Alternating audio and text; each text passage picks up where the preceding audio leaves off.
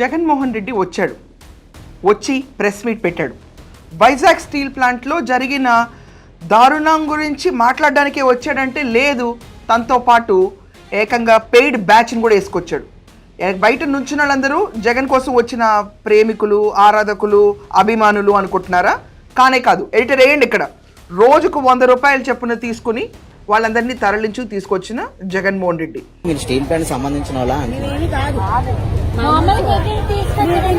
డబ్బులకి ఎంత ఇస్తారనుకోండి? 100 రూపాయల.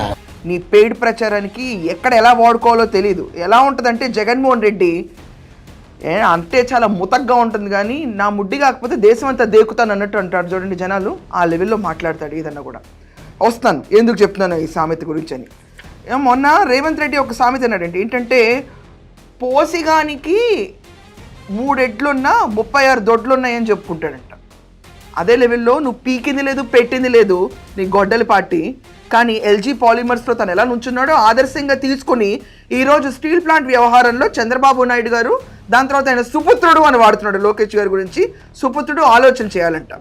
సో ఇతను చెప్పిన దాని ప్రకారం ఏంటంటే 9 మంది చనిపోయారు, 5గురు హాస్పిటల్లో ఉన్నారు, ఒకరికి ఇంకా 95% బర్న్స్ ఉన్నారు, ఆయన పరిస్థితి క్రిటికల్గా ఉంది. సో మానవత్వం ఏమాత్రం